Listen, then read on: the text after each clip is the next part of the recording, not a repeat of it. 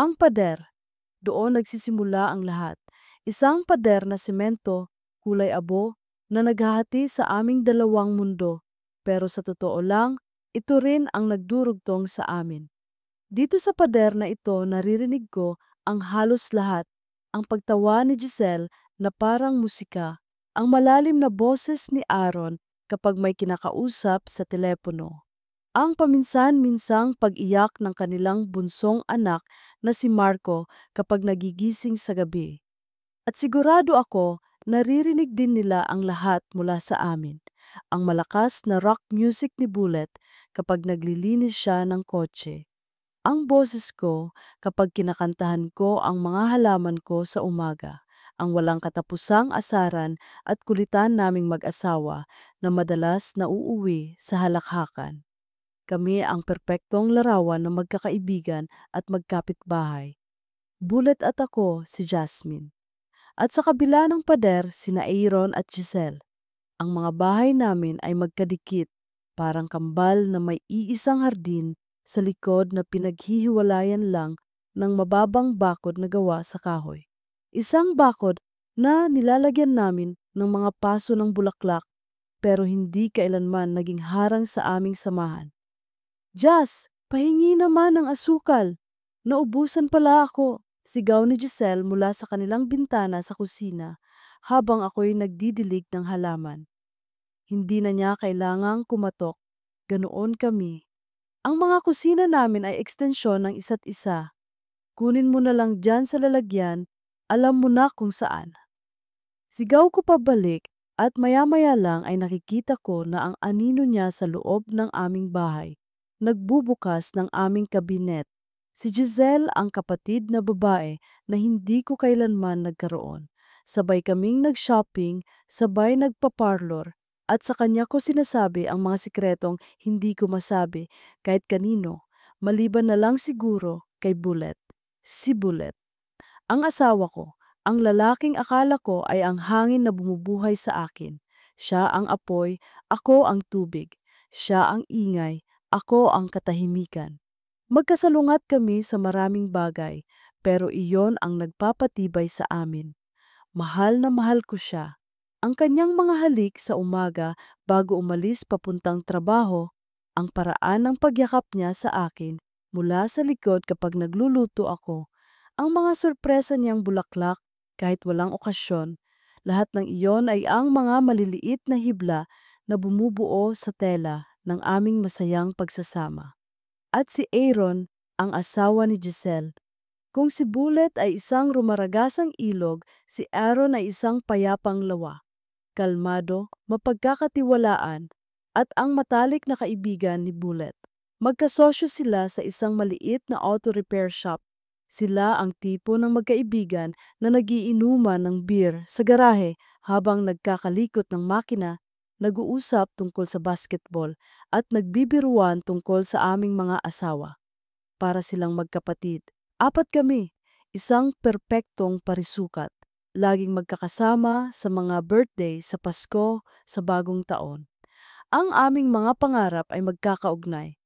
Plano naming tumanda sa mga bahay na ito na makikita ang aming mga anak na magkakasamang lumalaki, na magiging lolo't lola, na magkakasamang nagkakape sa hardin. Iyon ang pangarap, isang simple at magandang pangarap. Isang Sabado ng gabi, mga 2 buwan na ang nakalipas, nag-barbecue kami sa likod bahay nila, Aaron. Ang hangin ay amoy usok mula sa inihaw na liyempo. Ang mga ilaw na nakasabit sa puno ng mangga ay kumikislap na parang mga alitaptap. Tawa kami ng tawa habang kinukwento ni Bullet ang isa sa mga kalokohan niya sa high school. Tanda mo pre, sabi ni Bullet kay Aaron, sabay akbay dito. Nung tinakasan natin si Mr. De Vera at nagtago tayo sa CR ng mga babae, humalahak si Aaron umiling-iling. Huwag mo nang ipaalala, baka marinig ka ni Marco at gayahin ka. At least may adventure, sagot ni Bullet. Hindi tulad mo, laging safe. Ngumiti lang si Aaron at uminom ng beer. Tumingin siya sa akin at kay Giselle na magkatabing nakaupo. Kaya nga sa akin napunta si Giselle At sa'yo si Jasmine. Balance, di ba? Nagkatinginan kami ni Giselle at sabay na tumawa. Oo nga naman, sabi niya, sabay kindat sa akin. Ako ang sa adventure, si Jazz ang sa safe. Ganoon ang aming biruan. Palaging may halong katotohanan. Si Giselle ang laging nangunguna sa mga bagong gimmick, sa mga out-of-town trips na biglaan. Ako naman, mas gusto ko ang manatili sa bahay, magbasa ng libro o manood ng pelikula kasama si Bullet. Pero magkasundo kami. Tinanggap namin ang pagkakaiba ng isa't isa.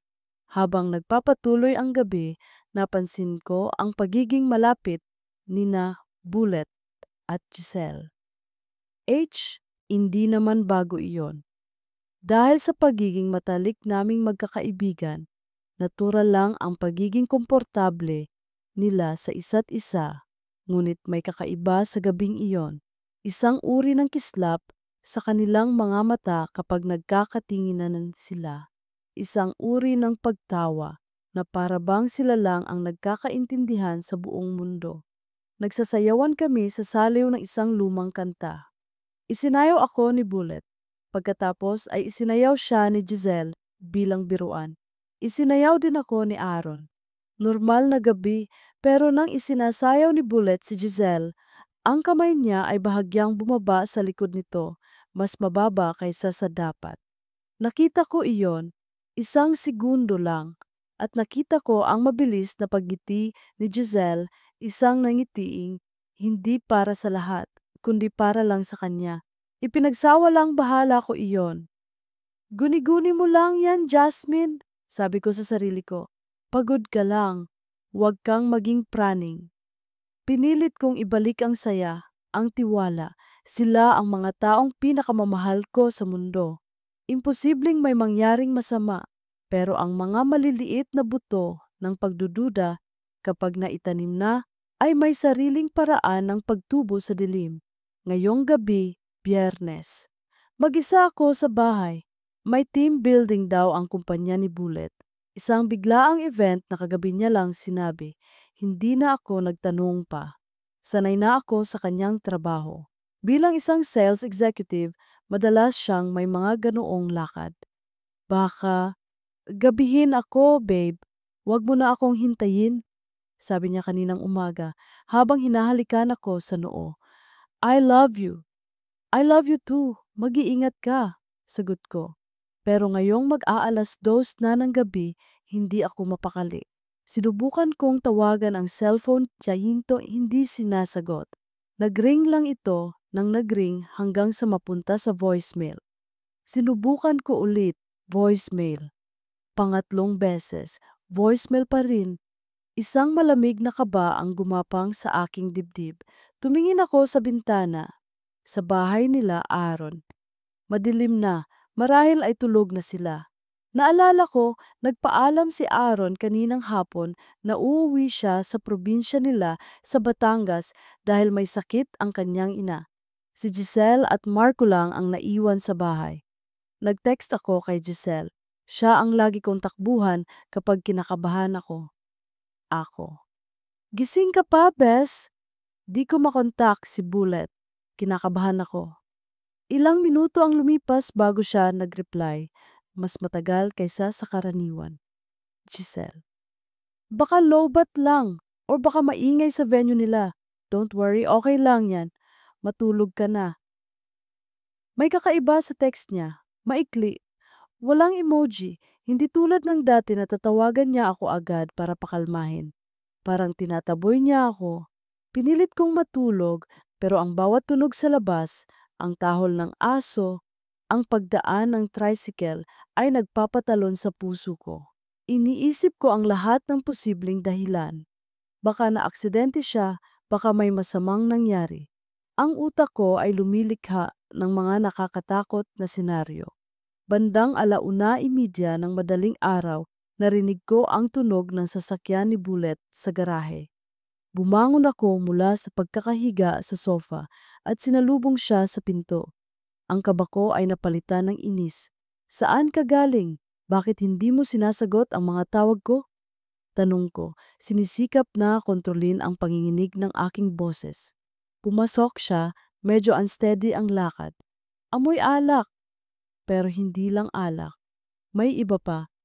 Sorry babe, ang ingay kasi. Nalobat pa ako. Sabi niya, iniiwasan ang aking mga mata. Pagod na ako. Tulog na tayo. Dire-diretso siya sa kwarto. Munod ako. Ang inis ko ay lumalaki. Bullet, nag-alala ako ng sobra. Hindi mo man lang naisipang mag-text na nakauwi ka na o kung nasaan ka. Humarap siya sa akin at sa sandaling iyon, sa ilalim ng dim light ng aming lampshade, nakita ko ang guilt sa kanyang mga mata. Isang emosyon na hindi ko pa nakikita sa kanya noon. Sorry na nga, aakyat na ako. Sabi niya at mabilis na humiga sa kama, tinalikuran ako. Naiwan akong nakatayo sa gitna ng kwarto, ang puso ko'y parang pinipiga. May mali, alam kong may mali, ang amoy. Hindi ko maintindihan kung ano. Hindi ito ang pabango niya. Hindi rin ito ang pabango ko. Isang pamilyar na amoy ng pabango ng babae, floral at matamis. Pinilit kong alisin iyon sa isip ko. Baka naamoy niya lang sa katabi niya, baka niyakap siya ng isang katrabahong babae. Ayokong mag-isip ng masama. Mahal ko siya. May tiwala ako sa kanya. Humiga ako sa tabi niya, pero naglagay ako ng espasyo sa pagitan namin. Hindi ako makatulog. Ang isip ko ay puno ng mga tanong. Pinakinggan ko ang kanyang malalim na paghinga. Mabilis siyang nakatulog habang ako'y gising na gising, pinahihirapan ng sarili kong mga haka-haka. Tumayo ako para uminom ng tubig. Pagbalik ko sa kwarto, nakita ko ang suit jacket niya na basta na lang inihagis sa sahig. Dinampot ko iyon para isampay ng maayos. Obligasyon ng isang asawa, isang bagay na ginagawa ko gabi-gabi. Ngunit sa gabing ito, ang simpleng gawaing iyon ang magbabago sa lahat. Habang inaayos ko ang kwelyo ng jacket, may naramdaman akong matigas sa loob ng bulsa sa dibdib. Kinapa ko ito. Isang maliit na bagay, inilabas ko. Sa ilalim ng liwanag na nagmumula sa siwang ng bintana, kumislap ito. Isang hikaw, pilak na may maliit na disenyong bulaklak, eleganteng-elegante. At sa isang iglap, huminto ang mundo ko. Hindi ito sa akin. Hindi ako nagsusuot ng ganitong klaseng hikaw. Pero kilalang kilala ko ito. Bawat detalye, bawat kurba ng pilak. Dahil ako ang kasama ni Giselle noong isang linggo nang bilhin niya ito sa mall. Hawak ko pa nga ito. Sinabi ko pa sa kanya kung gaano iyon kabagay sa kanya. Isang pares ng pilak na hikaw na may disenyong bulaklak. Nabitawan ko ang jacket. Ang hikaw ay nanatili sa aking nanginginig na palad, malamig at matalim. Tumingin ako kay Bullet na mahimbing na natutulog. Tumingin ako sa pader na naghihiwalay sa amin at sa bahay ni Giselle. Ang pader. Ang pader na akala ko'y nagdurugtong sa amin. Ngayong gabi, naramdaman ko ang tunay na silbi nito. Isang harang. Isang harang sa pagitan ng buhay na akala ko ay mayroon ako at sa masakit na katotohanang unti-unti nang gumigiba sa harapan ko. Ang team building. Ang hindi pagsagot sa tawag. Ang pag-uwi ni Aaron sa probinsya, ang kakaibang text ni Giselle, ang pamilyar na pabango. At ngayon, ito ang hikaw. Lahat ng piraso ay nagdikit-dikit. At ang nabuong larawan ay isang bagay na sumaksak sa puso ko ng paulit-ulit. Hindi ito guni-guni, hindi ito praning. Ito ang katotohanan. At ang katotohanan ay mas masahol pa sa pinakamasama kong bangungot. Ang hikaw sa aking palad ay parang isang piraso ng yelo na hindi natutunaw. Malamig, matigas, totoo. Napakaliit na bagay pero may bigat na kayang magpabagsak ng buong mundo ko. Nakatayo ako roon sa dilim ng aming kwarto. Pinagmamasdan ang asawa kong mahimbing na natutulog. Ang dibdib niya ay payapang tumataas baba sa bawat paghinga, walang kamalay-malay. O baka naman ang kapayapaan niya ay dala ng pagod mula sa isang kasalanang hindi niya inakalang mabubunyag. Hindi ko siya ginising. Ano ang sasabihin ko? Paano ko sisimulan ang isang usapan na tatapos sa aming lahat? Sa halip, naupo ako sa sahig sa pinakamalayong sulok ng kwarto, doon sa tabi ng bintana.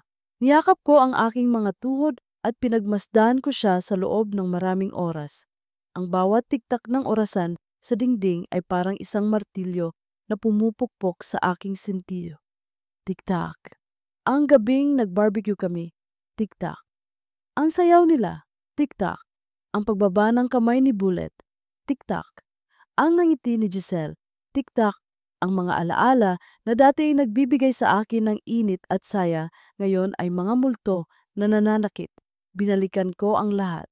Ang mga pagkakataon na sabay silang nagbibiruan at ako'y nasa labas ng kanilang mundo. Ang mga text messages na mabilis nilang itinatago kapag dumarating ako. Ang mga overtime ni Bullet na laging kasabay ng girls' night out ni Giselle na hindi ako kasama dahil masama raw ang pakiramdam ko o may iba akong lakad. Lahat ng iyon ay mga pulang bandila na pinili kong huwag pansinin, mga babalang isinantabi ko sa ngalan ng tiwala. Ang tanga ko, napakatanga ko, naramdaman kong namuo ang mga luha sa aking mga mata, pero hindi sila tumulo. Parang natuyo ang lahat sa loob ko. Ang natira na lang ay isang malawak na disyerto ng sakit at pagkakanulo. Hindi lang ang asawa ko ang nagtaksil sa akin, kundi pati ang matalik kong kaibigan. Ang kapatid ko, ang babaeng pinagkatiwalaan ko ng lahat. Mas masakit iyon, 100 beses na mas masakit. Habang pinagmumasdan ko ang pader sa pagitan ng aming mga bahay, naisip ko si Giselle. Natutulog din kaya siya ng mahimbing o binabagabag din siya ng kanyang konsensya? Naisip ko si Aaron, ang mabait at tahimik na si Aaron na nasa Batangas na walang kaalam-alam na ang kanyang asawa at matalik na kaibigan ay may tinatagong kabulukan. Naisip ko ang maliit nilang anak na si Marco. Ang buong pundasyon ng aming masayang samahan ay isang malaking kasinungalingan. Nang magsimulang magliwanag sa labas, tumayo ako. Pumasok ako sa banyo at naghilamos. Tumingin ako sa salamin. Ang babaeng nakatingin pabalik ay hindi ko nakilala. Ang mga mata niya ay walang buhay, ang kanyang mukha ay maputla. Sa loob ng isang gabi, tumanda ako ng 10 taon. Bumalik ako sa kwarto. Gising na si Bullet. Nakaupo siya sa gilid ng kama, kinukusot ang kanyang mga mata. "Good morning, babe," sabi niya. Medyo paus pa ang boss. "Ang aga mo namang nagising." Hindi ako sumagot. Dahan-dahan akong lumapit sa kanya. Ang mga paa ko'y parang may tuni-tuniladang pabigat. Itinaas ko ang aking kamay at binuksan ang aking palad. Ang ikaw ay naroon pa rin, kumikinang sa sinag ng araw na tumatama mula sa bintana. "Ano to?" tanong ko. Ang boses ko ay kalmado, nakakagulat na kalmado. Tumingin siya sa aking kamay. Nakita ko ang mabilis na pagbabago sa kanyang mukha, mula sa pagtataka papunta sa pag-aalala at sa huli sa purong takot. "Ikaw, saan mo nakuha yan?" Sinubukan niyang magkunwari. "Sa bulsa ng jacket mo," sagot ko. Hindi inaalis ang tingin sa kanyang mga mata. "Sino ang may-ari nito, Bullet?" Umiling siya, umiwas ng tingin. "Hindi ko alam, Jazz. Baka sa office mate ko lang yan.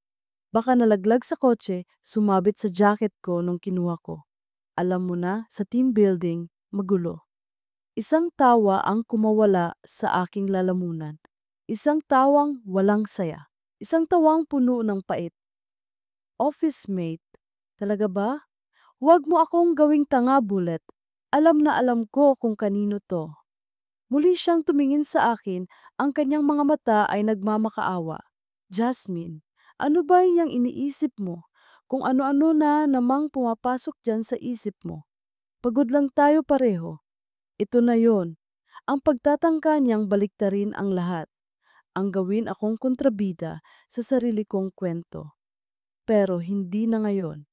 Kay Giselle ito, sabi ko, at sa pagbanggit ko ng pangalan niya, nakita ko ang huling piraso ng kanyang pagkukunwari na gumuho. Ako ang kasama niya nang bilhin niya to. Huwag kang magsinungaling sa akin, hindi ngayon.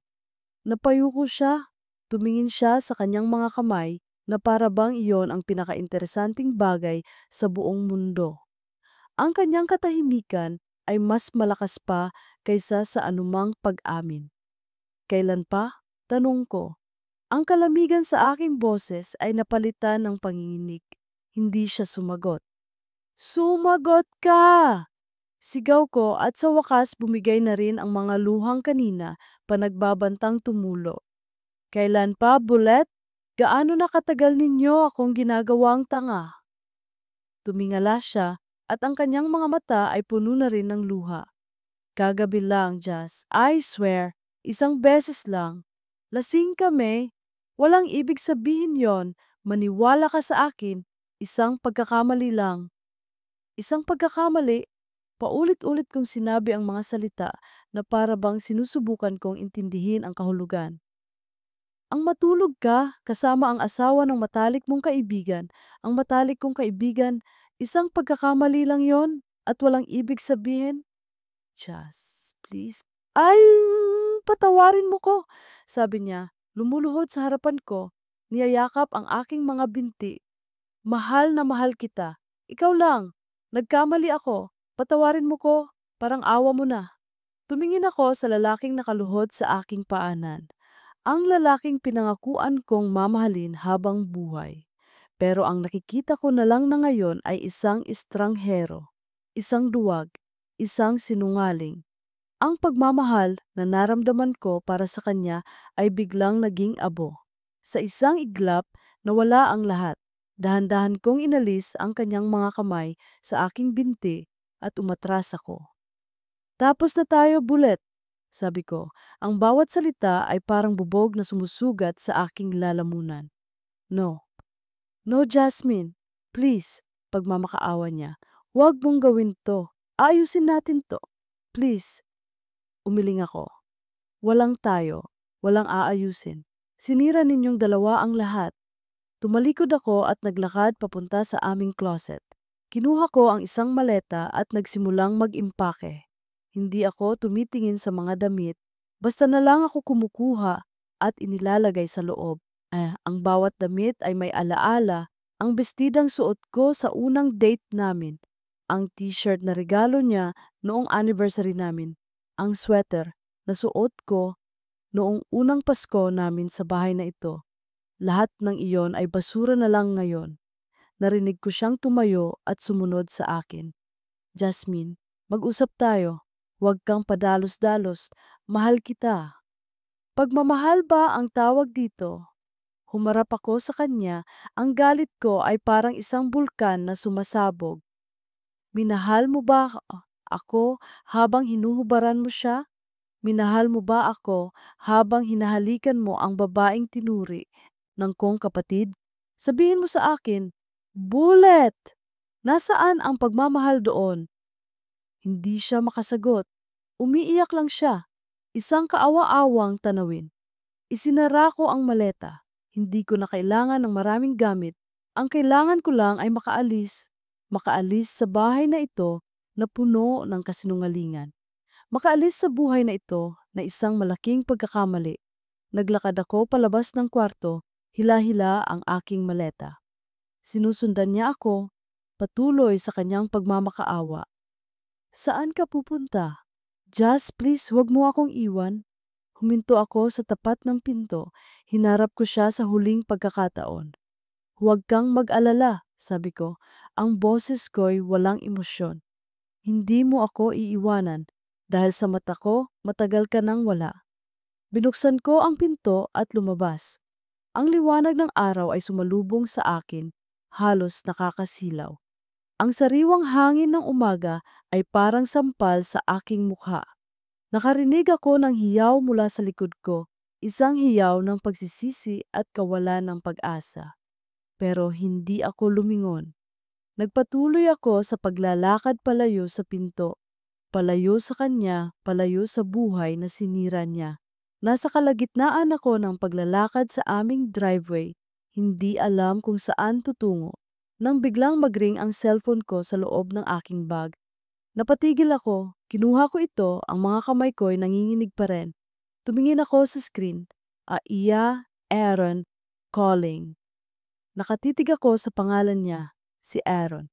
Nasa Batangas. Tumatawag. Marahil para kumustahin si Giselle. Marahil para kumustahin ako. Marahil para sabihing pauwi na siya. Pauwi sa isang bahay na winasak na rin. Ang daliri ko ay nakatapat sa berdeng answer button.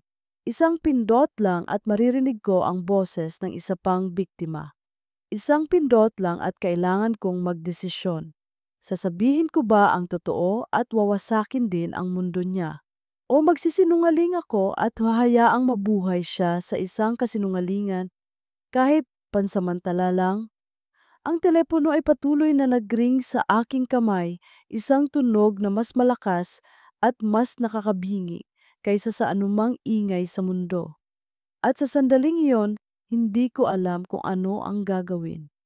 Ang bawat pagring ng telepono ay parang pagtibok ng isang pusong hindi sa akin. Malakas, desperado. At sa screen, ang pangalan ni Aaron ay patuloy na kumikislap. Isang paalala ng isa pang buhay na malapit ng masira. Hindi ko kaya. Hindi ko kayang maging tagapagdala ng salot. Hindi ko kayang pumatay ng pag-asa sa boses ng isang taong wala namang kasalanan. Sa nanginginig na daliri, pinindot ko ang silence. Itinago ko ang telepono sa aking bag na para bang ang pagtatago nito ay magtatago rin sa katotohanan. Huminga ako ng malalim, ngunit ang hangin ay parang lason sa aking baga. Kailangan kong umalis. Ngayon na. Sumakay ako sa kotse at pinaandar ito ng walang patutunguhan. Ang mga pamilyar na kalye ng aming subdivision ay tila naging isang dayuhang lugar. Ang bawat bahay, bawat hardin, bawat puno ay isang paalala ng buhay na inagaw sa akin. Ang bahay namin at ang bahay nila. Magkatabi, magkadikit. Isang perpektong simbolo ng aming pagkakaibigan na ngayon ay isa na lang masakit na biro. Minaneho ko ang kotse palabas ng subdivision, palayo sa mga alaala. Sa bawat kilometrong nilalakbay ko, lalong bumibigat ang aking dibdib. Ang mga luha ay nagsimula na namang dumaloy, pero hindi na kasing init ng kanina. Ang mga ito'y malamig, tahimik, tanda ng isang pusong nagsisimula ng mamanhid. Natagpuan ko ang aking sarili sa isang lugar na hindi pamilyar. Isang lumang motel sa gilid ng highway. Ang pintura ay natutuklap na at ang neon sign na vacancy ay bahagyang pundido. Perpekto. Isang lugar kung saan walang nakakakilala sa akin. Isang lugar kung saan maaari akong maging anonymous. Nag-check-in ako gamit ang cash, dala ang aking maliit na maleta. Ang kwarto ay amoy luma at sigarilyo. Ang kumot ay manipis, ang unan ay matigas. Ang telebisyon ay nagpapakita ng malabong imahe. Ito ang bagong palasyo ko. Isinara ko ang pinto at ikinabit ang lahat ng lock. Sa wakas, mag-isa. Sa katahimikan ng kwartong ito, ang ingay sa aking sipan ay lalong lumakas. At doon, bumigay ako. Ang kalmadong pagtangis ay naging hagulgol. Ang hagulgol ay naging sigaw. Sinuntok ko ang unan, paulit-ulit hanggang sa mangawit ang aking mga braso. Ibinato ko ang aking bag sa pader, ang sakit, ang galit, ang pagtataksil. Ang lahat ng emosyon ay sabay-sabay na sumabog mula sa akin. Umiyak ako para sa aking nasirang tiwala, para sa aking nawalang kaibigan, para sa aking pinatay na pag-ibig. Umiyak ako para sa Jasmine na masaya, na mapagmahal, na mapagtiwala. Isang babaeng hindi na kailanman babalik. Lumipas ang mga oras na parang mga araw. Nakahiga lang ako sa kama, nakatitig sa kisame na may mga mantsa ng tubig. Ang aking telepono ay walang tigil sa pag-vibrate sa ibabaw ng misa. Mga tawag at text mula kay Bullet. Welcome, Bullet. Jazz, please. Kausapin mo ko. Idas, Bullet. Nasaan ka? Nag-aalala ako. Bullet. Hindi ko kayang mawala ka sa akin. Patawarin mo ko. Bullet. I love you so much, babe. Playa, si come home. Binasa ko ang mga mensahe niya ng walang emosyon. Ang mga salitang I love you na dati nagpapatunaw sa aking puso ay isa na lang ngayong insulto. Paano niya nagagawang sabihin iyon pagkatapos ng lahat? Pinatay ko ang telepono. Ayoko nang makarinig mula sa kanya, mula sa kanila. 2 araw akong nagkulong sa kwartong iyon. Ang tanging koneksyon ko sa labas ng mundo ay ang room service na ino-order ko na halos hindi ko rin naman ginagalaw. Naliligo ako, natutulog, gigising.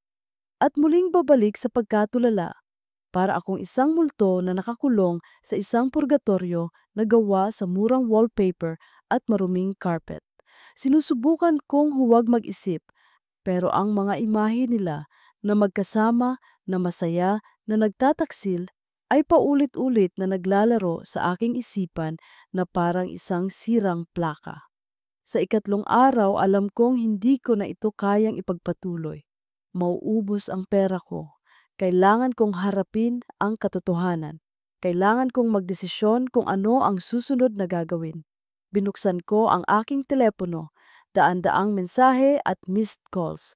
Karamihan galing kay Bullet, pero may ilan din mula kay Giselle. Nanginginig kong binuksan ang isa. Giselle, Bes, di ka raw umuwi, sabi ni Bullet.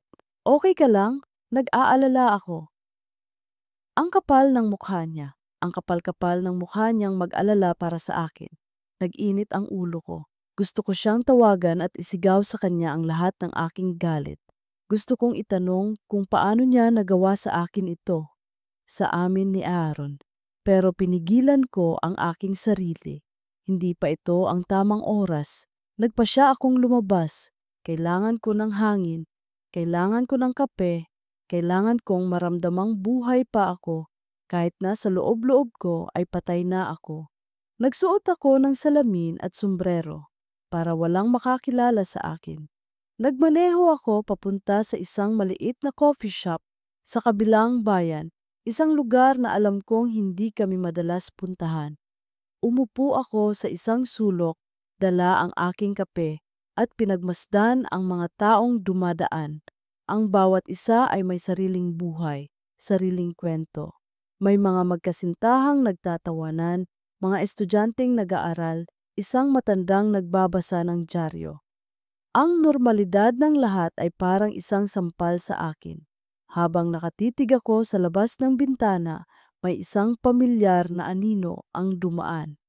Napatigil ito at dahan-dahang lumingon papasok sa coffee shop. Ang puso ko'y biglang kumabog ng malakas. Si Aaron. Nakatayo siya roon sa labas ng salamin, nakatingin sa akin. Ang kanyang mukha ay mukha ng isang tao nga hindi natulog ng ilang araw. Ang kanyang mga mata ay namumugto. Ang kanyang damit ay gusot. Mukha siyang pagod, wasak at nalilito. Nagkatitigan kami sa loob ng ilang segundo na parang walang katapusan. Pagkatapos ay pumasok siya sa loob at lumapit sa aking mesa. Jasmine, sabi niya, ang boses niya ay magaspang. Anong ginagawa mo dito? Tumayo ako, ang utak ko'y blanko. Aaron, akala ko nasa Batangas ka pa. Umiling siya at naupo sa upuang nasa tapat ko nang hindi ko inaanyayahan. Umuwi ako kahapon pa. Hindi ko makontak si Giselle. Ayaw sagutin ang mga tawag ko. Ang mga text niya ang iikli. Tapos kaninang umaga nag-text siya na sa nanay daw niya sila ni Marco. Kailangan daw muna niya ng space dahil nalulungkot siyang mag-isa sa bahay. Tumingin siya sa akin. Ang kanyang mga mata ay naghahanap ng kasagutan. Hindi ko maintindihan, Jas. Nag-away ba kayo? May nangyari ba? Ang lalamunan ko'y parang may bumara. Umiling ako. Wala kaming pinag-awayan. Pero may problema, di ba? Pagpilit niya, tumingin siya sa maliit na maletang nakasandal sa aking upuan. Bakit may dala kang maleta? Bakit nandito ka? Tinawagan ko si Bullet kanina pero ang sabi niya, nasa probinsya ka rin daw, dumalaw sa mga magulang mo. Isang kasinungalingan.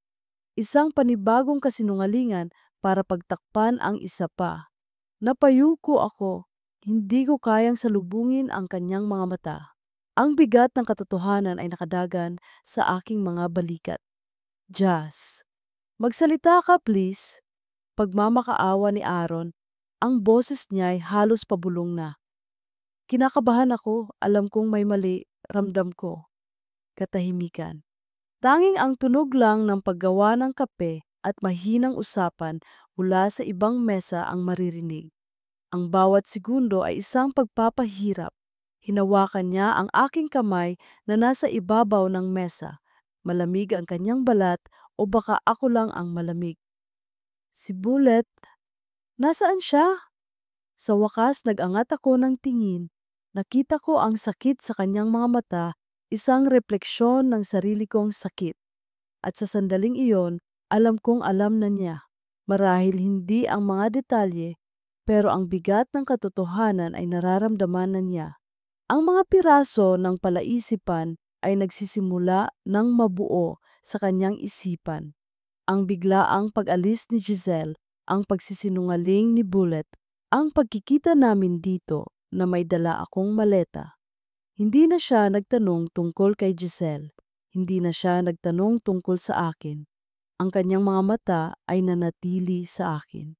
Puno ng isang tanong na kinatatakutan niyang bigkasin, isang tanong na sasagot sa lahat.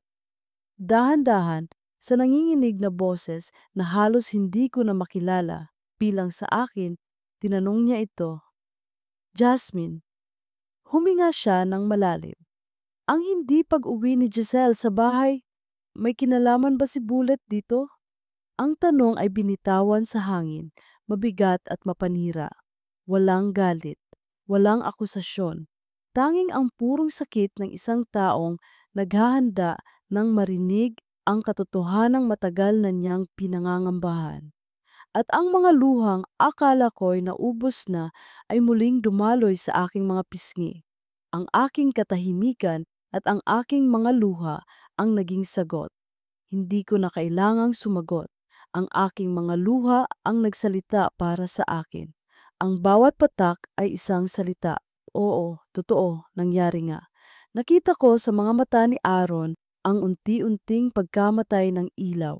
Ang pagkalito ay napalitan ng pag-unawa at ang pag-unawa ay napalitan ng isang sakit na napakalalim na parang isang sugat na bumukas sa kanyang kaluluwa. Hindi siya sumigaw. Hindi siya nagmura. Sa halip, huminga siya ng malalim at nang ibugan niya ang hangin, kasama nitong lumabas ang lahat ng lakas sa kanyang katawan. Bumagsak ang kanyang mga balikat. Napayuko siya at napahawak sa kanyang ulo. Ang mga daliri niya'y humihigpit sa kanyang buhok na para bang sinusubukan niyang pigilan ang kanyang mundo sa pagguho. Sila. Yon lang ang nasabi niya. Isang salita na puno ng pait at hindi makapaniwalang pagtanggap. Ang mga tao sa paligid namin sa coffee shop ay nagpatuloy sa kanilang mga buhay, sa kanilang pagtawa, sa kanilang mga usapan, walang kamalay-malay sa dalawang taong sabay na namatayan ng puso sa isang sulok. Ang ingay ng lugar ay naging isang malayong ugong na lang. Tanging ang tunog ng aking pag-iyak at ang mabigat na paghinga ni Aaron ang totoo. Pagkaraan ng ilang sandali, nag-angat siya ng tingin. Ang kanyang mga mata ay pula at basag. Hindi tayo pwedeng dito. Sabi niya, ang boses niya ay mahina pero desidido. Tumayo siya at marahang hinawakan ang aking braso. Tara na. Hindi ako tumutol. Para akong isang manika na walang sariling isip. Kinuha niya ang aking maleta at inalalayan ako palabas ng coffee shop. Sumakay kami sa kanyang kotse. Hindi ko alam kung saan kami pupunta. Wala akong pakialam. Ang mahalaga lang ay makaalis kami sa lugar na iyon. Ang biyahe ay tahimik. Nakatingin lang ako sa bintana. Pinagmamasdan ang mga gusali at mga taong mabilis na lumilipas. Ngunit wala akong tunay na nakikita. Ang tanging nakikita ko ay ang mukha ni Bullet, ang mukha ni Giselle, ang kanilang pagtataksil. Paminsan-minsan naririnig ko ang mahinang paghikbi na kumakawala sa aking lalamunan. Si Aaron naman ay diretso lang ang tingin sa daan.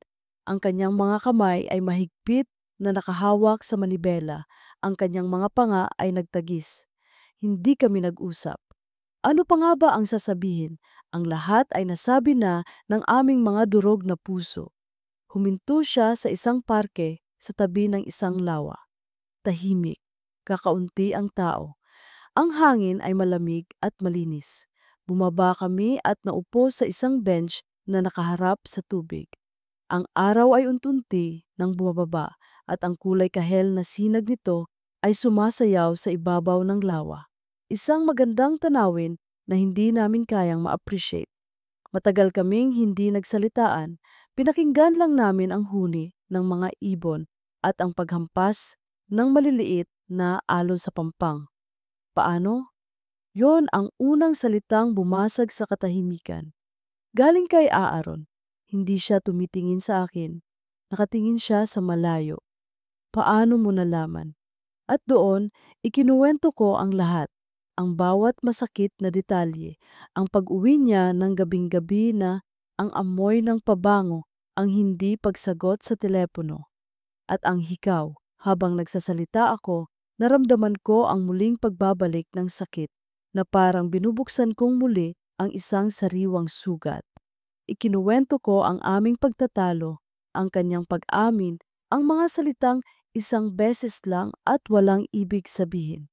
Sa bawat salitang binibitawan ko, nakikita ko ang pagtigas ng anyo ni Aaron. Ang sakit sa kanyang mukha ay dahan-dahang nahahaluan ng galit.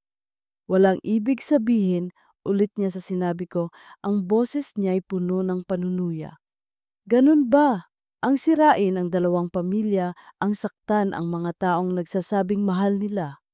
Walang ibig sabihin yon? Hindi ako sumagot. Tumulo na naman ang aking mga luha. Kaya pala. Sabi niya, mas para sa sarili niya kaysa sa akin. Kaya pala ang weird niya nitong mga nakaraang buwan. Laging nakadikit sa cellphone. Laging may mga biglaang lakad. Akala ko ako ang may problema. Akala ko nagiging pabaya na akong asawa kaya siya nagiging malayo. Tumingin siya sa akin at sa unang pagkakataon nakita ko ang lawak ng kanyang pagdurusa. Ikaw din ba, Jazz?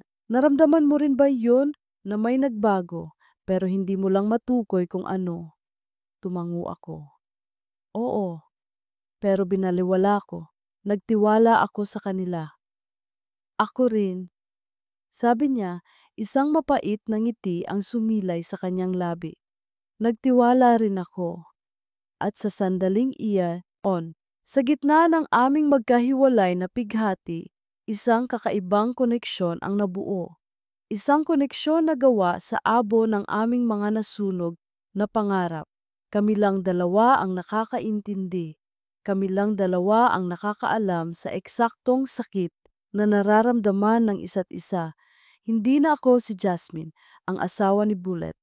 At hindi na siya si Aaron, ang asawa ni Giselle. Kami na lang ay si Jasmine at si Aaron. Dalawang taong pinagtaksila ng mga taong pinakamamahal nila. Nagsimulang humangin ng malakas. Naramdaman ko ang panginginig ng aking katawan hindi lang dahil sa lamig, kundi dahil sa pagod at emosyonal na pagbagsak. Napansin ito ni Aaron. Hinubad niya ang kanyang jacket at maingat na ipinatong sa aking mga balikat. Salamat, pabulong kong sabi. Ang simpleng gesto na iyon ay nagdulot ng kaunting init sa aking nanlalamig na katawan. Nagpatuloy ang paglubog ng araw. Ang kulay kahel na langit ay napalitan ng kulay lila at pagkatapos ay ng malalim na asul. Isa-isang umilaw ang mga poste ng ilaw sa paligid ng parke. Ang mga huling ibon ay nagsiuwian na sa kanilang mga pugad. Pero kami nanatili roon, walang tahanang gustong uwian. Anong plano mo ngayon? Tanong ni Aaron. Umiling ako. Hindi ko alam, ayokong umuwi sa mga magulang ko. Ayokong mag-alala sila, ayokong magpaliwanag. Siguro, hahanap na lang muna ako ng apartment. Hindi ka pwedeng manatili sa motel na yon, Jasmine. Hindi ligtas, sabi niya. At hindi ka pwedeng mag-isa ngayon. Paano ka? Tanong ko. Saan ka uuwi? Isang mahabang katahimikan ang namagitan sa amin. Alam ko ang sagot, hindi rin niya kayang umuwi sa kanilang bahay. Ang bawat sulok noon ay isang paalala ni Giselle. Mayroon akong maliit na condo unit. Sabi niya pagkaraan ng ilang sandali. Investment ko, walang nakatira, kumpleto naman sa gamit, maliit lang pero malinis. Tumingin siya sa akin. Doon ka muna, para at least alam kong nasa maayos kang lugar. Umiling ako. Hindi, nakakahiya at responsibilidad mo ba ako? Hindi ito tungkol sa responsibilidad, Jazz. Malumanay niyang sabi. Tulong to. 2 tao tayong nasa gitna ng bagyo. Kailangan nating magtulungan para hindi tayo malunod. Salamat, Aaron. Pero paano ka nga? Pag-uulit ko. Napabuntong hininga siya. Tumingin siya sa madilim na tubig ng lawa. Hindi ko pa alam. Siguro, magche-check-in na lang din muna ako sa hotel. Natahimik ako. Ang ideya na pareho kaming mag-isang haharap sa gabi sa magkahiwalay na mga kwarto ng hotel na kapwa binabagabag ng parehong mga demonyo ay tila isang malupit na parusa. Ang pag-iisa ang pinakakalaban namin ngayon. Isang ideya ang biglang pumasok sa isip ko. Isang ideyang mapangahas at marahil ay hindi tama. Pero sa sitwasyon namin, ano pa nga ba ang tama at mali? Bakit hindi na lang tayo doon pareho? Nasabi ko, halos pabulong, napatingin siya sa akin, nagulat. Nagpaliwanag ako agad, nararamdaman ang pamumula ng aking mukha kahit sa dilim. Ang ibig kong sabihin, para makatipid. At para hindi tayo mag-isa, ikaw sa sofa, ako sa kwarto. O kahit baliktad, bahala na. Kailangan lang natin ng isang lugar na matutuluyan. Isang lugar na neutral. Walang alaala nila. Tinitigan niya ako ng matagal. Pinag-aaralan ng aking mukha. Nakita niya siguro ang desperasyon sa aking mga mata. Ang takot na harapin ang gabi ng mag-isa. Isang takot na alam kong nararamdaman din niya. Sigurado ka? Tanong niya. Tumango ako. Hindi ko kayang mag-isa, Aaron. At sa tingin ko, hindi mo rin kaya. Isang mahabang katahimikan muli. Ang tanging maririnig ay ang hangin. Pagkatapos, dahan-dahan siyang tumango. Sige, sabi niya. Ikaw sa kwarto, ako na sa sopa. Tumayo kami. Sa ilalim ng mapusyaw na liwanag ng buwan, nagkatinginan kami. 2 estranghero na pinag-isa ng isang trahedya. 2 kaluluwang wasak na susubok na mamuhay sa ilalim ng iisang bubong. Hindi bilang magkaibigan, hindi bilang mag-asawa, kundi bilang mga survivor. Mga refugee mula sa aming mga nasirang buhay na naghahanap ng kanlungan sa piling ng isa't isa. Ang condo unit ni Aaron ay nasa ika-20 palapag ng isang gusaling salamin at bakal. Mula sa labas, mukha itong moderno at malamig. At sa loob ganoon din, minimalist ang disenyo. Ang mga pader ay puti, ang sahig ay kulay abo, at ang mga kasangkapan ay simple at functional. Walang mga picture frames, walang mga palamuti, walang bakas ng personal na alaala. Isa itong blankong canvas. Isang perpektong kanlungan para sa mga taong gustong takasan ang kanilang nakaraan. Ang unang gabi ay ang pinakamahirap. Pagkapasok namin, isang nakakabinging katahimikan ang sumalubong sa amin. Hindi kami nagtinginan. Siya, abala sa pag-aayos ng magiging tulugan niya sa sofa. Ako naman, pumasok sa kwarto at isinara ang pinto. Inilapag ko ang aking maleta sa sahig at naupo sa gilid ng kama. Dito na ako ngayon, sa kwarto ng isang lalaking hindi ko naman talaga kilala, sa isang buhay na hindi ko pinili. narinig ko ang mahinang kaluskos mula sa labas, ang pagbukas ni J. Gripo, ang pag-click ng switch ng ilaw. Ang mga simpleng tunog na iyon ay isang paalala na hindi ako nag-iisa. May kasama ako sa dilim, at hindi ko alam kung iyon ba ay nakakagaan ng loob o mas nakakatakot. Lumipas ang mga sumunod na araw sa isang malabong pagkakasunod-sunod. Nagtayo kami ng isang hindi nakikitang pader sa pagitan namin. Gumigising ako sa umaga at nadadatnan ko na lang ang isang tasa ng kape na nakahanda para sa akin sa mesa. Maliligo siya habang naghahanda ako ng simpleng almusal, tinapay at itlog na sabay naming kakainin sa katahimikan. Hindi kami nag-uusap tungkol sa nangyari. Hindi namin binabanggit ang kanilang mga pangalan. Ang aming mga pag-uusap ay umiikot lang sa mga praktikal na bagay. May bigas pa ba tayo? Ako na ang maghuhugas ng plato.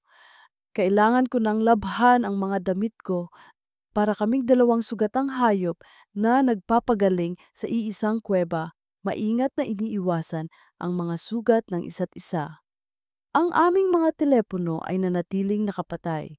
Pareho kaming nagpaalam sa aming mga trabaho na kailangan namin ng ilang araw na leave. Para kaming mga multo nagtatago mula sa mundong minsan naming ginagalawan. Sa gabi, doon bumabalik ang mga demonyo. Madalas akong magising mula sa isang masamang panaginip, ang puso ko'y kumakabog ng malakas. Maririnig ko rin si Aaron mula sa sala, ang kanyang pagbaling-baling sa sofa, ang kanyang mabibigat na pagbuntong hininga. Pareho kaming gising, pareho kaming nag-iisa sa aming mga pighati, kahit na ilang pulgada lang ang layo ng aming mga pinto. Isang gabi, hindi na ako makatiis. Ang apat na sulok ng kwarto ay parang unting lumiliit, sinasakal ako. Tumayo ako para kumuha ng tubig. Pagbukas ko ng pinto, nakita ko si Aaron. Nakatayo siya sa may sliding glass door na papunta sa maliit na balkonahe, nakatingin sa mga ilaw ng syudad sa ibaba. Ang kanyang anyo ay isang malungkot na silweta laban sa kumikinang na syudad. Hindi niya ako napansin. Kumuha ako ng 2 baso ng tubig at lumapit sa kanya. "Hindi ka rin makatulog?" tanong ko. Nagulat siya at lumingon. "Ah, Jasmine, hindi. Masyadong maraming iniisip." Inabot ko sa kanya ang isang baso. "Ako rin." Sumandal kami pareho sa railings ng balkonahe. Ang hangin ng gabi ay malamig.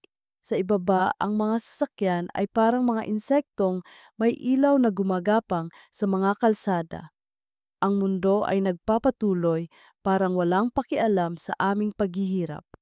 Naiisip ko, sabi niya pagkaraan ng mahabang katahimikan, kung may nagawa ba akong mali, kung may kulang ba sa akin, kung naging mas mabuti sana akong asawa, hahanapin pa rin kaya niya yon sa iba. Ang tanong niya ay isang kutsilyong bumaon sa aking dibdib, dahil iyon din ang tanong na paulit-ulit kong tinatanong sa aking sarili. "Hindi mo kasalanan, Aaron," sabi ko, kahit na hindi ko rin mapaniwala ang sarili ko. Sila ang nagkamali, sila ang nagtaksil. "Alam ko," sabi niya, "pero hindi ko maiwasang hindi sisihin ang sarili ko." Binalikan ko ang lahat, Jazz. Ang mga pagkakataon na pagod ako mula sa trabaho at hindi ko na siya nakakamusta. Ang mga anniversary na nakalimutan ko. Ang mga maliliit na bagay, baka doon nagsimula. "Ako naman," sabi ko. Ang boses ko'y nanginginig. Binigay ko ang lahat. Ang buong mundo ko ay umikot sa kanya. Naging perpektong asawa ako, pero hindi pa rin pala sapat. Nagkatinginan kami. At sa kanyang mga mata, nakita ko ang pag-unawa. Ang pag-unawa na tanging isang taong nakaranas ng kaparehong sakit ang makakapagbigay. "Hindi pala talaga tungkol sa atin," sabi niya. "Tungkol sa kanila, sa mga desisyon na ginawa nila." Tumango ako at sa wakas isang luha ang pumatak mula sa aking mata. Agad ko itong pinunasan, pero huli na, nakita na niya. Dahan-dahan, itinaas niya ang kanyang kamay. Marahan niyang hinawakan ang aking pisngi at ang kanyang hinlalaki ang nagpatuloy sa pagpunas ng aking mga luha. Ang kanyang paghawak ay magaan at magalang. Ngunit sa ilalim ng lamig ng gabi, ang init ng kanyang palad ay parang isang apoy na biglang nagliyab sa aking balat. Napatigil kami pareho. Ang aming mga mata ay nagtagpo at hindi na bumitaw. Ang ingay ng syudad ay biglang nawala. Ang tanging naririnig ko na lang ay ang mabilis na pagtibok ng aking puso. Ang kanyang paghawak ay hindi na lang basta pag-alo. May iba na, isang bagay na hindi ko maintindihan, isang bagay na parehong tama at mali. Ang kanyang mukha ay dahan-dahang lumapit sa akin. Hindi ako umatras. Isang bahagi ng aking isip ay sumisigaw na itigil ito, na mali ito, na masyadong mabilis. Ngunit ang mas malaking bahagi ng aking pagkatao, ang bahaging pagod na sa sakit at pag-iisa, ay hinahanap ang koneksyong ito, ang pag-unawang nakikita ko sa kanyang mga mata.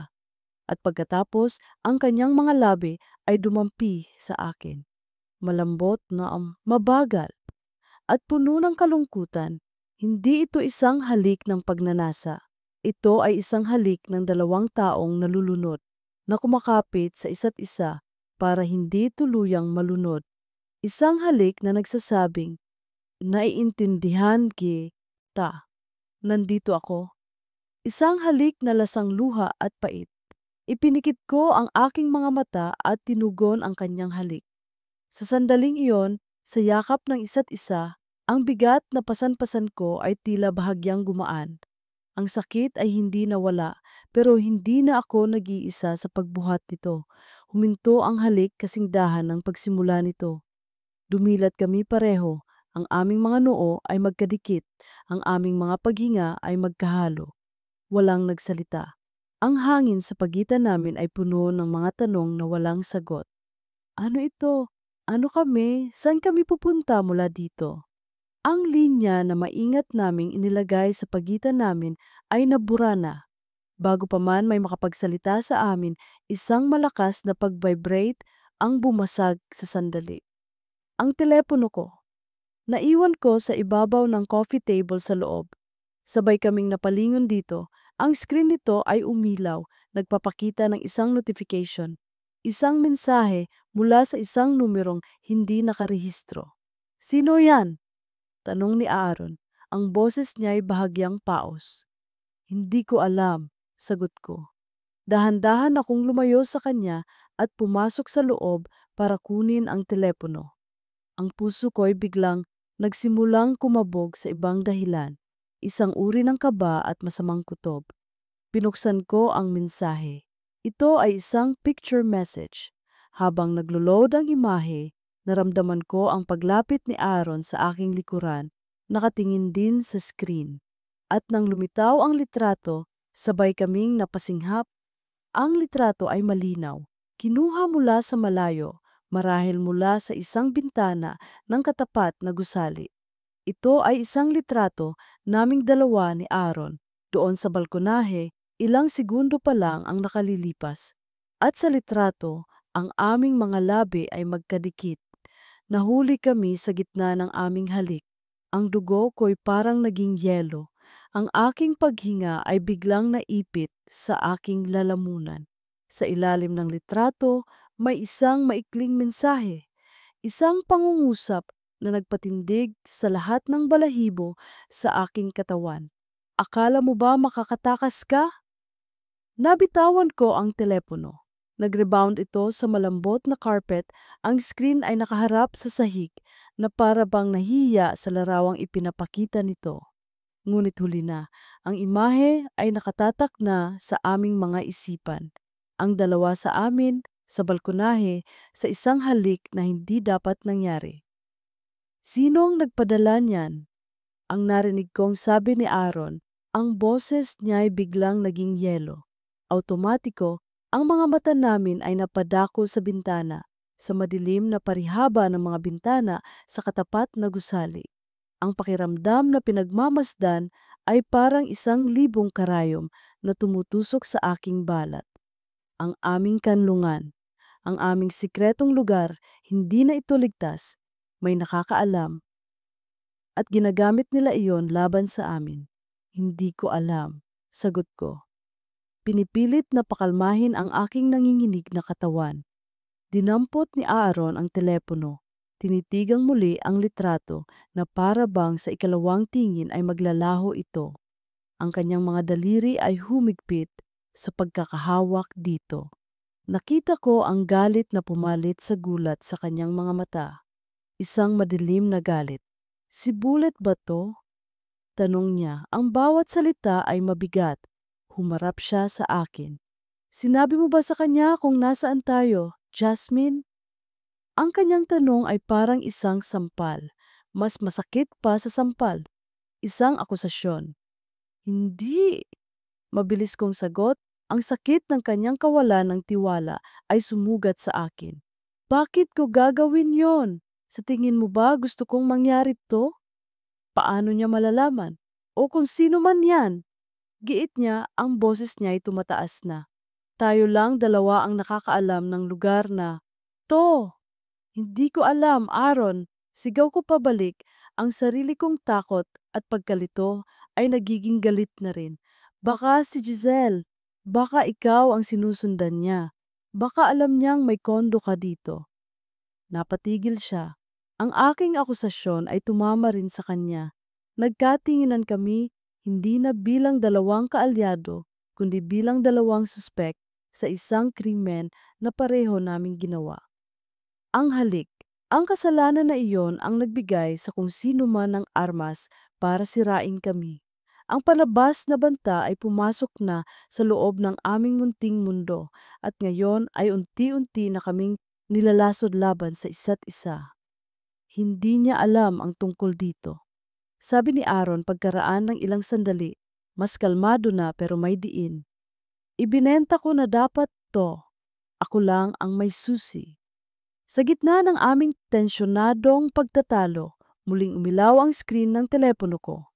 Sa pagkakataong ito, hindi ito text, isang tawag, at ang pangalan sa screen ay nagpahinto sa paghinga naming dalawa. Bullet calling. Nagkatinginan kami ni Aaron. Ang kanyang mga mata ay puno ng hinala. Ang ibig sabihin ba nito, hindi si Bullet ang nagpadala ng mensahe o ito ay bahagi ng kanyang laro? Ang kanyang pagtawag ilang minuto lamang matapos naming matanggap ang litrato ay hindi maaaring maging isang koinsidensya. Sagutin mo, sabi ni Aaron, ang boses niya ay utos. I-speaker mo. Tumango ako. Sa nanginginig na kamay, sinagot ko ang tawag at pinindot ang speaker button. Hello? Sabi ko. Isang sandalin, katahimikan. Pagkatapos ang boses ni Bullet, ngunit hindi ito ang boses ng lalaking nagmamakaawa na narinig ko ilang araw na ang nakalipas. Ito ay boses na malamig, walang emosyon at mapanganib. Ganda ng view diyan sa kondo ninyo, no? Ang puso ko ay parang bumagsak sa aking tiyan. Kinumpirma niya, siya nga, o kung hindi man siya, kasabwat siya. Anong kailangan mo, Bullet? Tanong ko, sinisikap na maging matatag. Narinig ko ang isang mapanuyang tawa mula sa kabilang linya. Ang kailangan ko? Wala, mukhang nakuha mo na kasi ang kailangan mo, Jasmine. At ang bilis mo, ha? Hindi pa nga lumalamig ang kama natin. May bago ka ng kinakalantari. Wala kang karapatang magsalita ng ganyan. Sigaw ko, ang galit ay bumabalik. Wala akong karapatan. Tumaas ang kanyang boses. Ako pa ang walang karapatan? Ikaw ang humatol sa akin. Ikaw ang umalis. Sinabi mong sinira ko ang lahat. Pero anong tong ginagawa mo? Ha? Nakikipaghalikan ka sa likod ko. At kanino pa? Sa matalik kong kaibigan, sa asawa ng best friend mo. Sabihin mo sa akin, Jasmine, anong tawag dyan? Hindi ba't mas malala pa yung ginagawa ninyo? Ang bawat salita niya ay isang lason na tumatagos sa aking balat. Tumingin ako kay Aaron. Ang mukha niya ay isang maskara ng galit at kahihiyan. Gusto kong sumagot, gusto kong ipagtanggol ang sarili namin. Pero ano ang sasabihin ko? Na ang halik ay isang pagkakamali na dala lang ito ng kalungkutan. Sa tenga ng isang taong nagtaksil, ang lahat ng iyon ay walang kwentang dahilan lang. At least ako, pagpapatuloy ni Bullet, aminado akong nagkamali. Pero ikaw, nagmalinis ka. Ginamit mo ang pagkakamali ko para magmukha kang biktima. Pero ang totoo, pareho lang tayo. Mas masahol ka pa nga kasi ako lasing. Ikaw, anong dahilan mo, Jasmine? Paghihigante. Ang salitang paghihiganti ay parang bumbang sumabog sa pagitan namin ni Aaron. Iyon ang tanong na pareho naming iniiwasan. Iyon ang demonyong nagtatago sa ilalim ng aming samahan. At ngayon, binigyan na ito ni Bullet ng pangalan. Tapos na tayo, Bullet. Sabi ko, ang boses ko'y basag na. Wala ka nang pakialam sa buhay ko. Hanggat kasal tayo, may pakialam ako. At hanggat kasama mo ang kaibigan ko, may pakialam ako. Mag-ingat kayo diyan. Baka hindi lang litrato ang matanggap ninyo sa susunod. At ibinaba niya ang telepono. Ang katahimikan na sumunod ay mas masahol pa sa sigawan. Ang mga salita ni Bullet ay naiwang nakalutang sa hangin, nilalaso ng bawat sulok ng kondo. Ang aming munting santuwaryo ay naging isang kulungan na puno ng hinala at kahihiyan. Hindi ko na kayang tingnan si Aaron. Tumalikod ako at pumasok sa kwarto. Isinara ko ang pinto at sumandal dito. Narinig ko ang isang malakas na kalabog mula sa labas. Marahil ay isang bagay na sinuntok o sinipa ni Aaron. Pagkatapos, katahimikan na naman.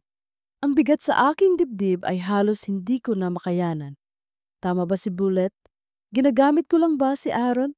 Ang halik ba na iyon ay isang paraan para makaganti, para iparamdam kay Bullet ang sakit na ipinaramdam niya sa akin? Ang totoo, hindi ko alam. Ang alam ko lang, sa mga sandaling iyon sa balkonahe, naramdaman kong hindi ako nag-iisa. Ngunit ngayon, ang pakiramdam na iyon ay napalitan ng isang malalim na pagkakasala.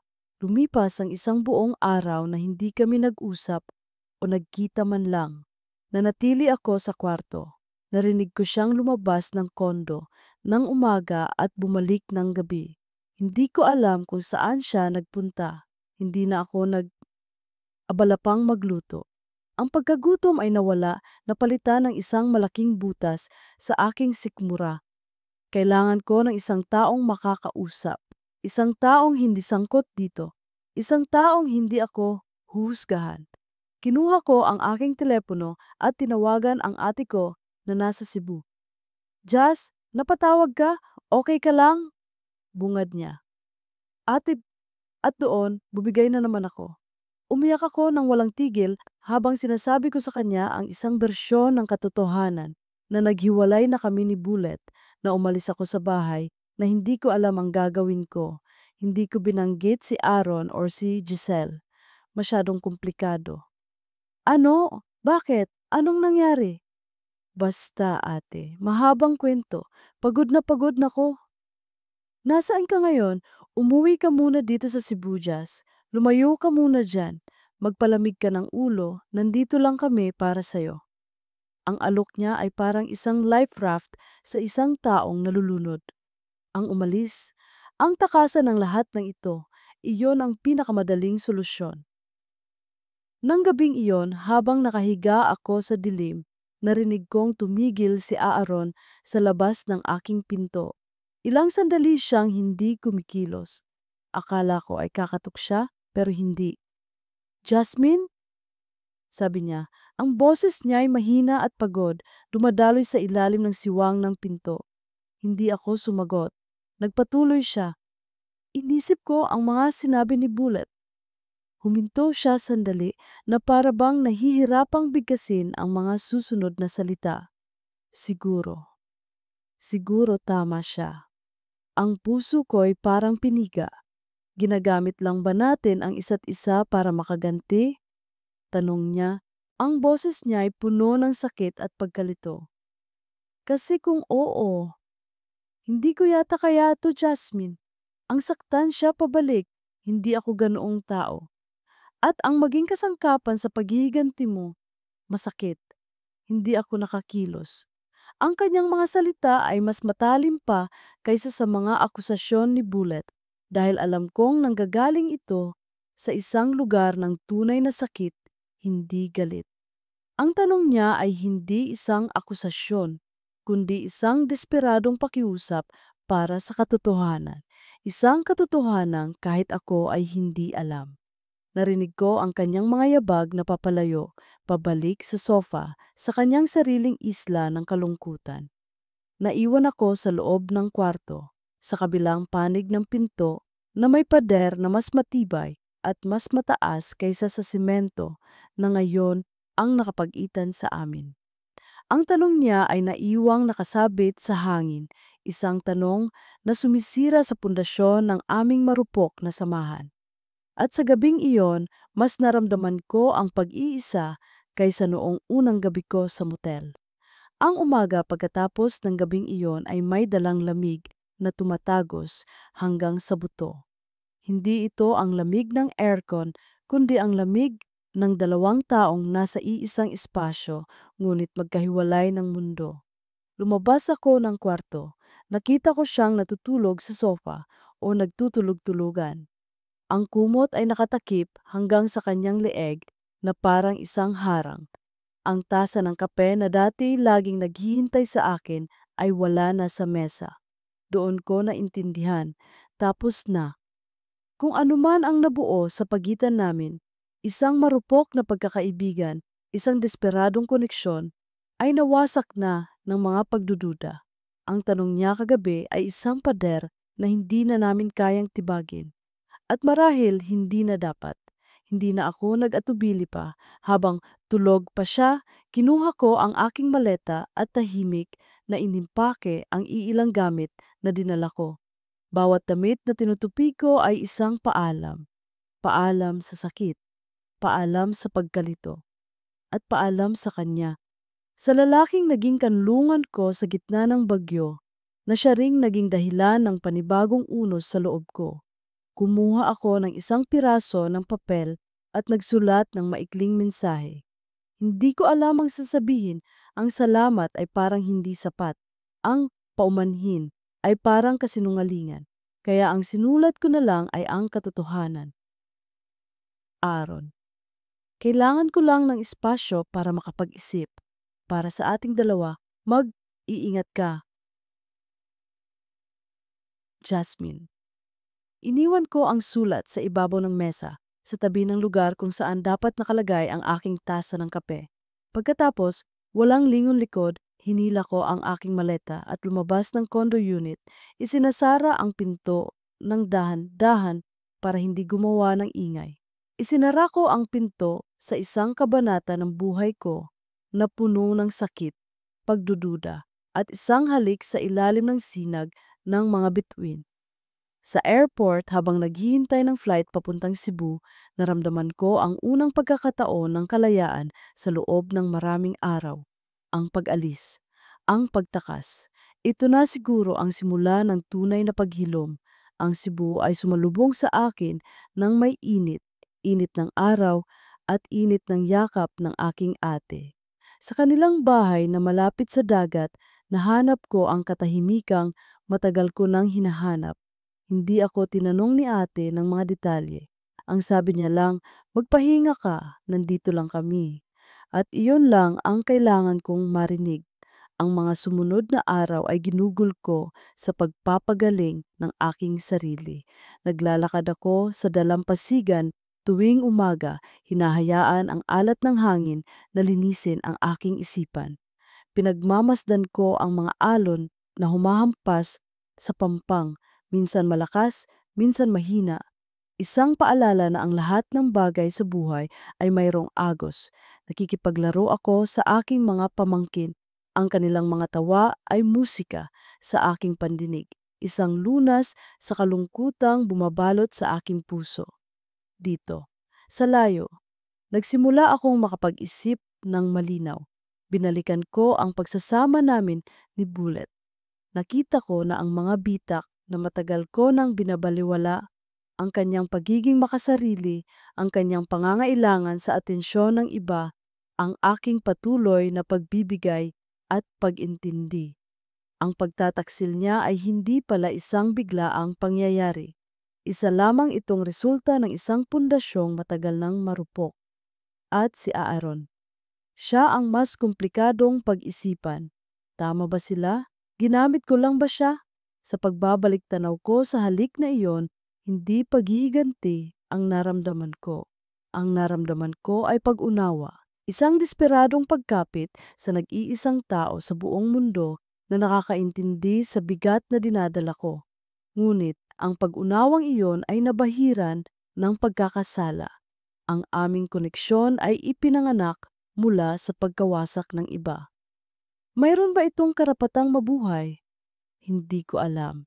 Isang hapon, habang nagkakape kami ni ate sa beranda, tumunog ang telepono ko, isang numerong hindi pamilyar.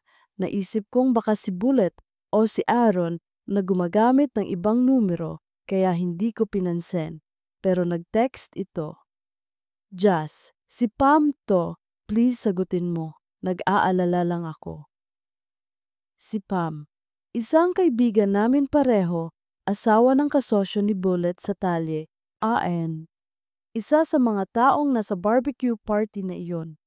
Huminga ako ng malalim at tinawagan siya pabalik. Pam, paano mo nakuha ang number ko? Sa ate mo. Tinext ko siya sa Facebook. Mabilis niyang paliwanag. Jazz, anong nangyayari? Narinig kong hiwalay na raw kayo ni Bullet at si Giselle at Aaron din daw. Totoo ba? Oo, mahina akong sagot. Grabe, hindi ako makapaniwala. Ang biglaan naman. Anong nangyari? Okay ka lang ba? Sinusubukan kong maging okay, sabi ko umiiwas sa kanyang tanong. Nakakapagtaka talaga, sabi ni Pam. Ang boses niya ay puno ng pagkalito. Kasi akala ko, okay na sila ulit. Tanda mo nung Christmas party natin last year sa clubhouse? Di ba sabi mo, nakita mo silang nag-uusap sa garden, si Bullet at si Giselle. Medyo seryoso. Natigilan ako, naalala ko iyon. Nakita ko sila sa isang madilim na sulok. Ang kanilang mga ulo ay magkalapit. Akala ko, nagbibiruan lang sila tulad ng dati. Nagpatuloy si Pam, walang kamalay-malay sa bombang pinasabog niya. Nung tinanong ko kasi si Giselle tungkol doon kinabukasan, ang sabi niya sa akin, nag-away na naman daw sila ni Aaron. Si Bullet lang daw ang nakakaintindi sa kanya kasi pareho daw sila ng pinagdadaanan sa mga asawa nila. Akala ko naayos na nila kung ano man yung problema na yon. Pero heto, biglang naghiwalay kayong lahat. Ang mga salita ni Pam ay parang isang kidlat na tumama sa akin. Si Bullet lang daw ang nakakaintindi sa kanya. Pareho daw sila ng pinagdadaanan sa mga asawa nila. Ang Christmas party, last year pa, mahigit 6 na buwan na ang nakalipas. Ang ibig sabihin, hindi ito isang beses lang, hindi ito isang pagkakamali, hindi ito dahil lasing sila.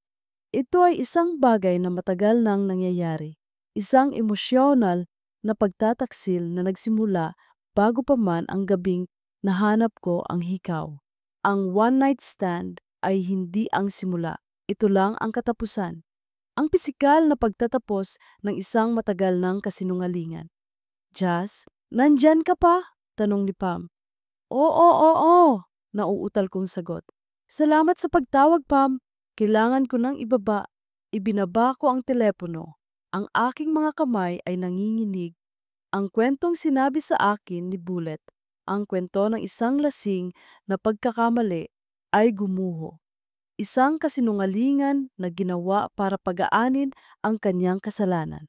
Ang totoo pala, mas masahol, mas malalim, mas masakit. Pinagmukha nila kaming tanga ni Aaron sa loob ng maraming buwan. Ang bawat pagtawa, bawat barbecue, bawat biruan, lahat ng iyon ay isang malaking pagbabalat kayo. Isang kakaibang bagay ang nangyari sa akin. Ang galit na naramdaman ko ay bumalik.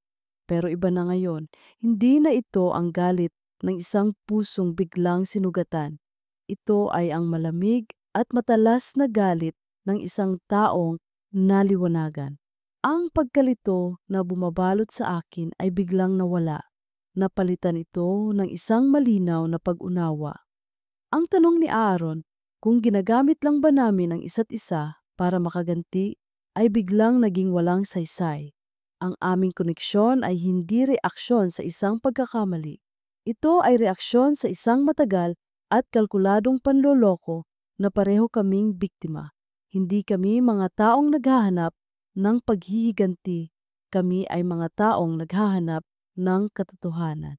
At ngayon, hawak ko ang isang piraso ng katotohanan iyon. Tumayo ako. Ang aking pag-aalinlangan ay nawala.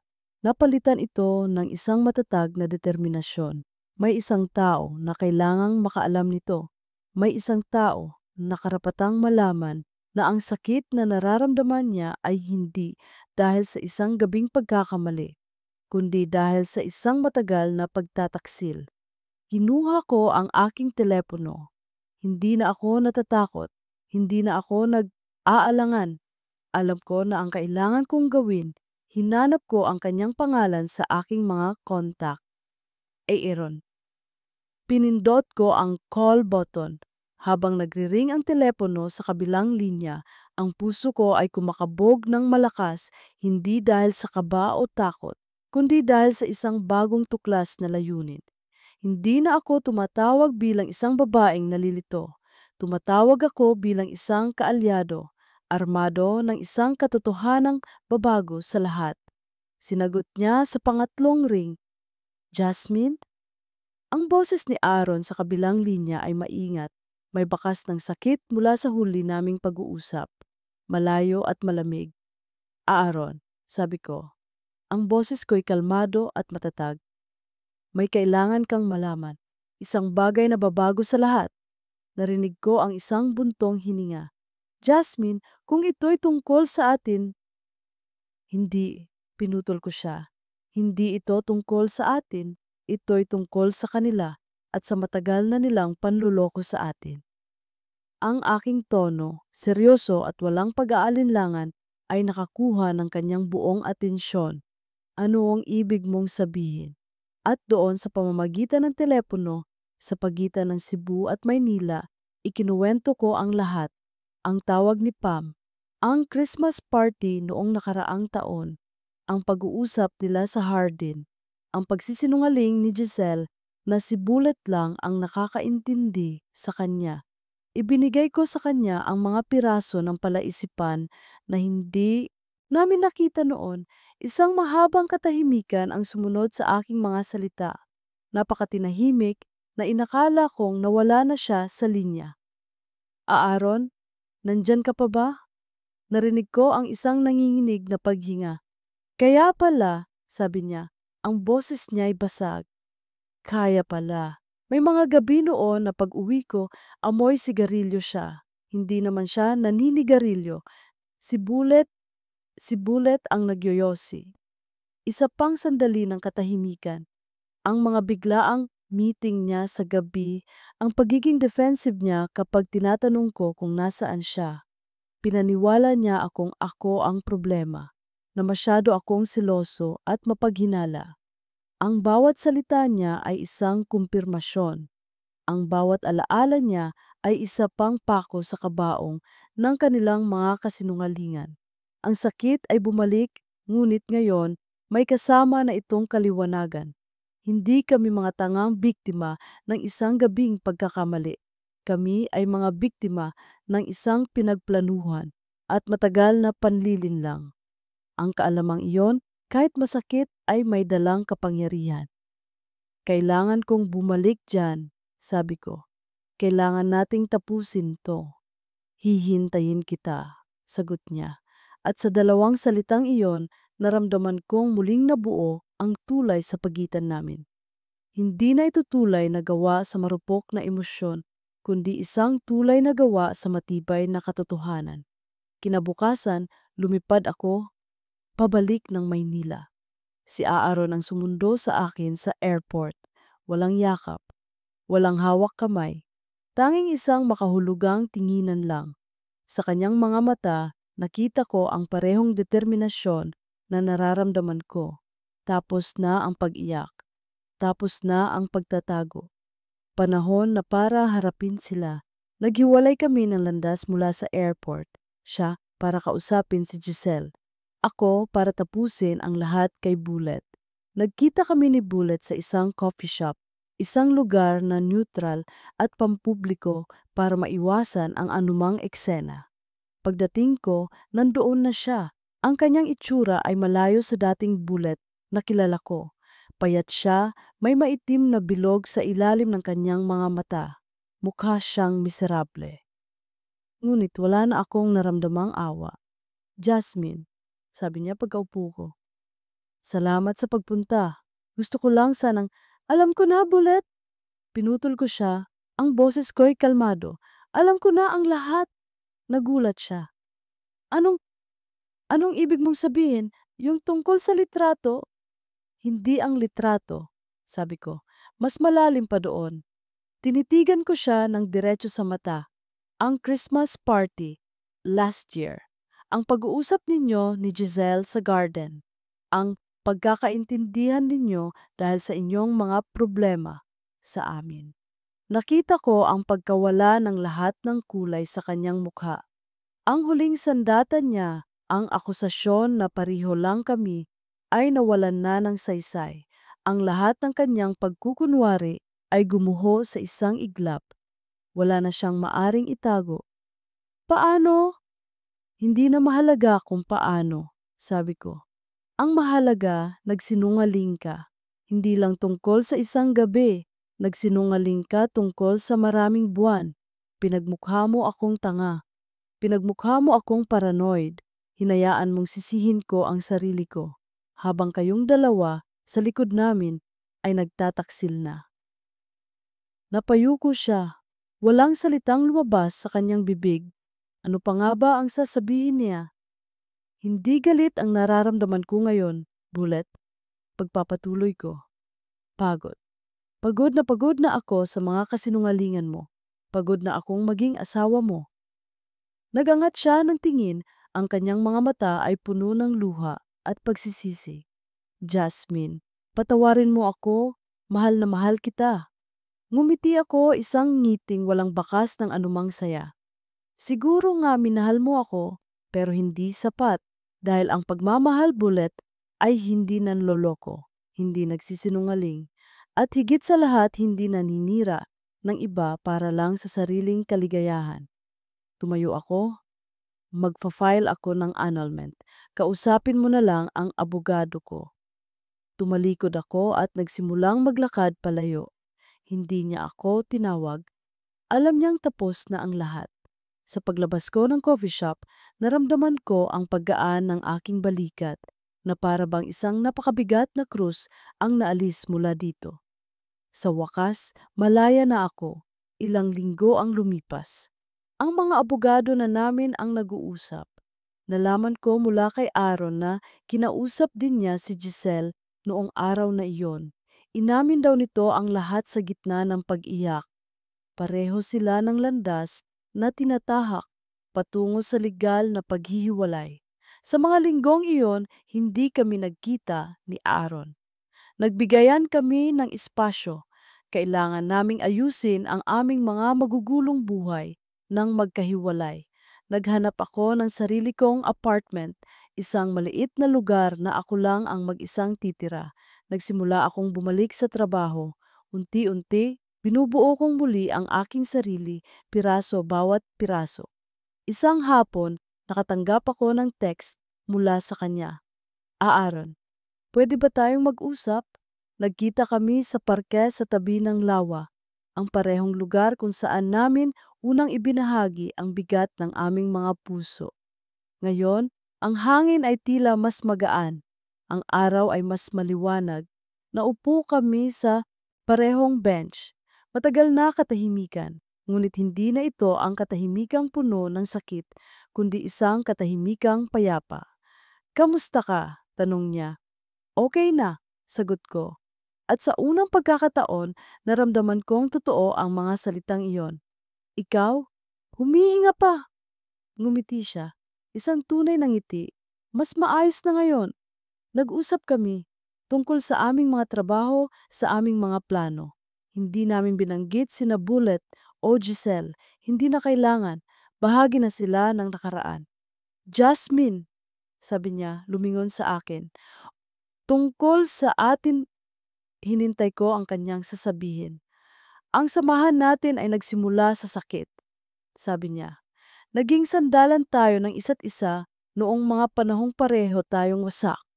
At hinding-hindi ko makakalimutan yon. Iniligtas mo ako. Iniligtas din natin ang isa't isa, sabi ko. Tumango siya. Pero ayokong manatili tayo doon. Ayokong ang pundasyon natin ay ang pagiging biktima natin. Ayokong ang magdugtong sa atin ay ang mga multo nila. Huminga siya ng malalim.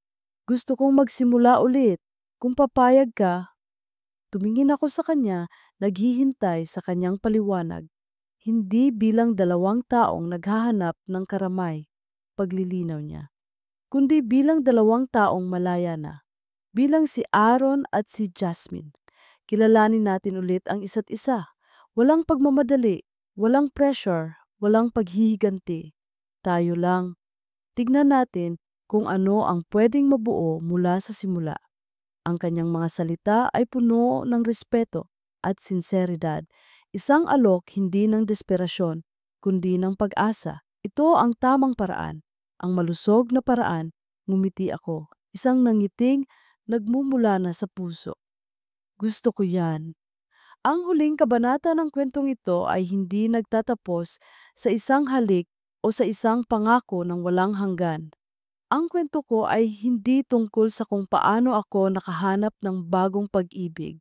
Ito ay tungkol sa kung paano ko natagpuan muli ang aking sarili. Ngayon, ilang buwan na ang nakalipas. Nakatira ako sa sarili kong apartment.